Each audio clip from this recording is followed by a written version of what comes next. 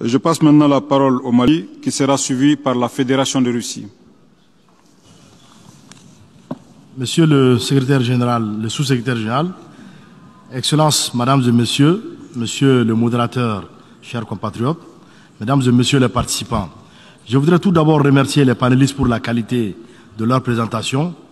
Comme vous le savez, le Mali est à la fois contributeur de troupes dans les opérations de maintien des Nations Unies et depuis 2013, pays hôte de l'aménagement, d'où l'intérêt pour moi de participer à ce sommet et à l'examen de ce thème sur les principaux défis des opérations de maintien de la paix des Nations Unies.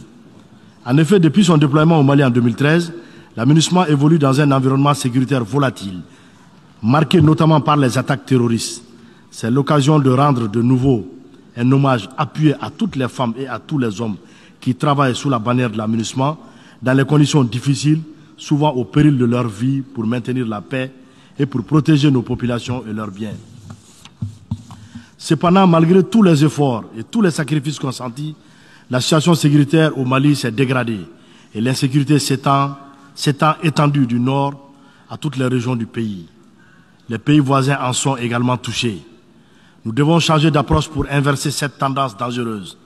C'est essentiellement la raison pour laquelle le gouvernement du Mali réclame depuis 2013 un changement de paradigme et une adaptation du mandat de l'aménagement aux réalités du terrain.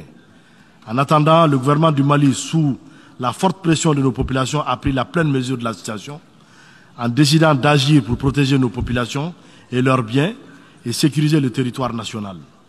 Nous avons consenti d'énormes efforts pour recruter, former et équiper nos forces de défense et de sécurité. Ces efforts soutenus vont se poursuivre parallèlement aux actions politiques de développement économique et social dans le pays. Le souhait le plus ardent des populations du Mali est que l'aménagement appuie véritablement ces actions du gouvernement afin qu'elles puissent jouir des dividendes de la paix. Pour ce faire, l'aménagement doit avoir un mandat adapté.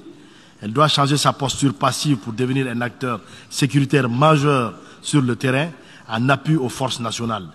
Elle doit coopérer et collaborer étroitement sur le terrain avec les forces maliennes, y compris au niveau opérationnel.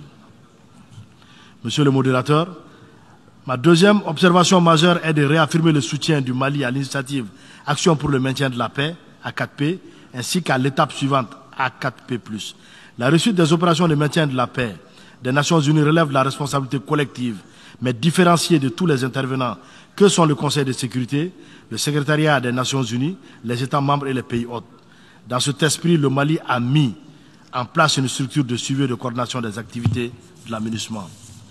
Pour conclure, je voudrais réitérer l'engagement du gouvernement du Mali à continuer à travailler avec tous les partenaires qui le souhaitent, qu'ils trouvent ici l'expression de notre gratitude infinie pour le soutien constant. Je vous remercie de votre aimable attention. Merci beaucoup, Monsieur le ministre, de nous rappeler ici combien Action for Peace et Action for Peace Plus parlent de partenariat et que aussi toutes les missions qui sont déployées dans ces conditions difficiles ont non seulement le mandat de faire la protection des civils, mais aussi de contribuer à renforcer les capacités nationales sur le plan institutionnel.